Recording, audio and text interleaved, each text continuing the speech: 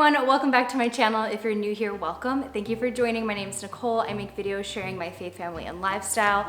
And today's video is going to be a first trimester Q&A video. I asked you guys over on Instagram, what questions do you have that you'd like me to discuss about my first trimester now that I am done with it. I'm actually 14 weeks and 3 days, and baby is as big as a navel orange. So I have a little bit of a bump. The first trimester and the horrid that came along with it is practically over, and I couldn't be happier. Now that I'm feeling better, I feel more comfortable talking about it. It's easier to talk about once it's like in the past. But all that to say, I just want to be very honest with you guys about how my experience was, the ups, the downs. And of course, if you enjoy my content today, make sure to hit the subscribe button and the notification bell so you're always notified when I put out a new video.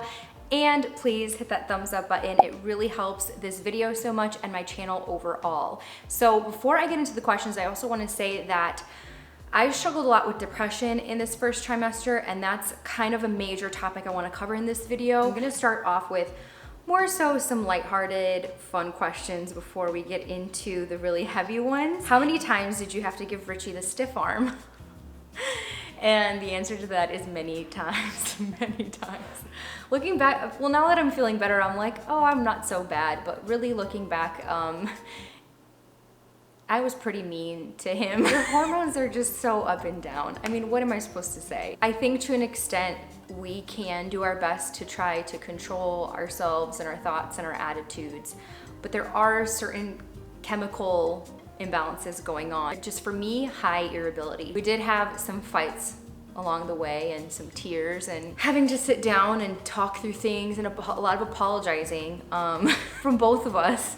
So he does his best to be understanding. I do my best to try to not be too crazy. Did you have nausea, and what did you do to help with the nausea? So absolutely, I had nausea. It's more like morning nausea and then nausea throughout the entire day and then right before bedtime. So just in a state of constant nausea, which still is not fun. Of course, I'm grateful that I'm not throwing up, but like the nausea also sucks. What I was doing was actually, I found these lemon and ginger candies from Target that I really liked that were specific to morning sickness. So I tried to take those throughout the day. I tried to make sure I was drinking plenty of water, taking my prenatals every single day. Oh, I did like snack throughout the day a lot. That's probably why I gained a lot of weight in this first trimester. Probably the nausea gets me the worst in the car. So in general, even when I'm not pregnant, I get pretty car sick. But when I'm pregnant, oh my gosh, it's all worse. So long car rides are like, especially if I'm not driving. If I'm driving, it's not that bad. First trimester, this pregnancy versus the last. Got this question a lot. In terms of symptoms and how I'm feeling, it's actually very, very similar to my first pregnancy. The nausea, the irritability, the acne during first trimester, dealt with all those things, the diarrhea, which I've talked about in other videos. I talk about all my weird symptoms in a whole other video. I'll link it right up here. The food aversions, certain cravings. Probably the biggest difference is just the depression piece, which I feel like in my first pregnancy, I did struggle with moodiness and feeling down, but it wasn't as severe as it was this time. I also think that the excitement of like first time having a baby overtook my emotions. Oh, the other difference is that I have gained way more weight this time so far than my first pregnancy. Oh, and I'm showing earlier, so maybe that's why too. Do you think it's a boy or girl? I think that I feel like it's a girl because I am leaning towards wanting it to be a girl. Obviously, I'm gonna be fine with whatever it is as long as it's a healthy baby, like everybody says. I know first trimester can be very sucky. Any positives? Look at you guys trying to be positive up in here. I had to think long and hard about this one because I almost thought there were no positives. But then I was like, you know what? I have a positive here. My hair. Every time I'm pregnant, my hair is just feeling fabulous as I'm hiding my hair this whole video. Sorry, I have it, I didn't really style it today. It just feels thicker, my hair's not falling out. The prenatal vitamins are making it thick and luscious and shiny, and that's definitely a plus. I will say that because this first trimester has been really, really hard, it did push me to really depend on the Lord and really get closer to God during the season of my life. Okay, that's gonna go into the whole depression conversation later, but that is something very positive that came out of this. Any cravings? So for me, it's more food aversions, like not wanting to eat meat because I can't stand the smell. Cravings, I have had some like specific things that I wanted. Like I thought about theater popcorn, and then I went and bought popcorn and put butter all over it, like melted butter, put it all over, and then got the jalapenos on the side that you get at like the movie theater. Basically, if I have a thought about something, then I have to go out and like get it because I can't stop thinking about it until I get it. Oh gosh, this is just making me feel guilty. Sex life now that you're prego. It has been less frequent, I will say, mostly because of being fatigued and tired and nauseous a lot. So hopefully it gets better in the second trimester. That's usually what happens. So that's all I'll say about that. Peed on yourself. It's not even a question, it just says peed on yourself. The answer is yes, many times. And this was not this bad with my first pregnancy. I think that my pelvic floor is all weaker now after my first pregnancy, so it's been like a real struggle.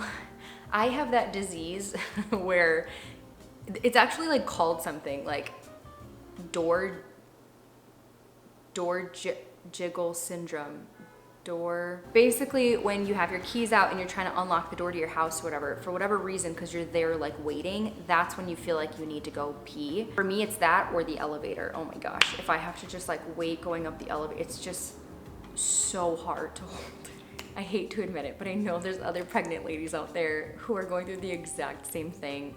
And yes, it is normal, but yes, you should work on your pelvic floor. I'm actually doing a workout program right now that is for pregnancy and postpartum that is all about pelvic floor. So I do have a $10 discount code for it. I'll put it in the description if anybody's interested in a program specifically for working out during pregnancy. It's so important that you're doing workouts that are what you actually need to be strengthening during pregnancy and that are safe. Does it make you nervous to share your pregnancy so early? It kind of did. So I shared my pregnancy news around 10 weeks which was definitely sooner than I did with Jace. I think I waited until that 12-week mark to share it. But this time around, it was really hard to not tell you guys. I was never telling anyone the full story. I kept blaming everything on seasonal depression, but it was like everything I was dealing with was so much more than that. I should literally share my life for a living, so that was really hard. So I was like, you know what? God willing, everything's healthy with this pregnancy and I make it to 12 weeks and beyond. But I, along with Richie, decided, you know, we're gonna share the news a little bit earlier. Really had to think about the fact that this is a baby, this is a life, no matter what, whether they are 9 weeks, 1 week, 1 day. So that being said, I can celebrate their life even at 9 weeks. I can share the news even at 9 weeks. And if, worst case scenario, right, something traumatic happens, then we will deal with the steps to take, go through that process. But I don't think that if someone chooses to share the news earlier than maybe someone else does, it doesn't make them dumb, it doesn't make them naive. Everyone can share the news at whatever time they choose to. What was the hardest thing for you in this period and how did you manage to overcome it? So this is really the last question I'm gonna be addressing as I move into the last portion of this video where I wanna talk more about my first trimester depression. And just thinking about talking about this is like, I already feel a burden because it isn't the easiest to talk about. Now that I'm starting to feel better, I don't really want to think about it too much, but I also think it is important to be honest about my experience as I choose to share my life in an honest way online. And I think that this is something real that people experience in pregnancy and postpartum. I think that my experience was a combination of a few things. I think it was one, dealing with quarantine and the whole COVID situation for a whole year and just the effects of that. Like, I think it took a toll on so many people, not just myself, of being indoors so much and life not being normal. So right around the time I found out I was pregnant, it was like all the effects of quarantine in addition to an entire season of winter, which I truly do struggle with seasonal depression. And then on top of that, pregnancy. So I found out I'm pregnant, hormonal changes, etc. I think that entire combination was just like a recipe for disaster. So as I entered into like February and March, every day became so gloomy to me. The only way I can honestly explain it, and this sounds really weird, and I was like trying to explain this to Richie and stuff, was that I felt like I was living in black and white. I don't know how else to explain it. I really don't. It felt like life didn't have color to it. And I really didn't feel like myself at all. And I didn't know how to get back to myself. So it's like normal Nicole, healthy Nicole wakes up and I'm excited about my day. I'm so happy to get my day started. I'm joyful. I'm excited to see Jace. I'm excited to spend the day with him. I'm excited to work and edit videos. I'm excited to film. I'm motivated and enthusiastic about life. And depressed Nicole, that was all gone. Like I woke up, there was zero motivation. It was like hard to get out of bed, like physically hard to even wake up, which yes, that's also because of fatigue and pregnancy, but like it just sucks not feeling like yourself every day, like day after day after day. And no one can shake you out of it or be like, give you this motivational speech to help you feel better. Well, let's go back to healthy, normal Nicole again. If I have a rough day with work or with Jace, Richie will come home at the end of the day and just be like, how are you? How are things going? And then he will give me this awesome, motivational, encouraging talk and I feel tons better. And then the next day is back to normal and everything's good again. With depression, like it doesn't really matter what anyone's saying to you. This sounds really negative, but this is how I felt. Like it didn't really matter what Richie said or what people said. Like no one can like shake me out of it. I just had to take each day as it came and literally ask God for strength every day. It was a hard time and I tried to let you guys know on Instagram, like I really don't feel like filming. I'm sorry I don't have a video this week. Like when you feel so down and don't feel like yourself, you genuinely don't want to get on a camera. You don't want to get on a camera and talk to people. You just don't. Like you just want to be by yourself. You want to be on your own and you don't really want to tell the world that you feel like crap and that you're depressed and sad because you don't want to make people feel bad for you or woe to me. You know, that's not really the type of person I am. Like everyone pity me. That's not what I want. The only reason I shared my story because I genuinely know other women are dealing with this. All that to say, you know, I don't like to keep things negative. I like to keep things hopeful and positive. Now that I'm on the other end of it, what did I do or how did I get through it? Honestly, I took it one day at a time. Every day that I would wake up, I would just pray, Lord, get me through this day, this one day, just praying about today. Give me the strength I need to get through today. Give me the strength I need to take care of Jace. And as I went through my day, if I had a low moment and if I needed to just literally sit and cry, like I would sit and cry. I'm a huge believer in just sitting before the Lord on your knees, crying, let it all out, and He can restore you and He can give you strength. And then I feel so much better when I like get up to continue on in my day. But just thinking back to those moments is emotional. I also try to remind myself every day that this is gonna end. You're not gonna feel like this forever. It's your first trimester. Many people feel down in their first trimester. You're getting right out of winter season. Spring's around the corner. You always feel better in spring and summer. So I was telling myself like there's hope, like things are gonna get better, things are gonna get better. Because when you tell yourself that every day, then you truly do start to believe it after a while. Anyways, depression is kind of a hard thing to even explain. And I have even been judgmental towards other people who have expressed depression or mental illness because I don't always understand it. And I feel like, well, I'm strong, like that's not gonna happen to me. Don't speak too soon because, you know, a lot of different people can struggle with different things no matter who you are. And actually in the Bible in 2 Corinthians, it says, He said to me, my grace is sufficient for you, for my power is made perfect in weakness. Therefore I will boast all the more gladly of my weaknesses, so that the power of Christ may rest upon me. And this feels so true to my situation. Like, you feel so weak when you're depressed. It's kind of like, I don't even want to admit it to anyone because it feels weak to admit it, and I want people to think I'm strong, but God's power is made perfect in weakness. And I saw that like throughout that whole time period. when I had to go on my knees every day. Like I had no one to depend on except for God. I couldn't depend on Richie. He couldn't make things better. I couldn't depend on my work. I didn't even want to work.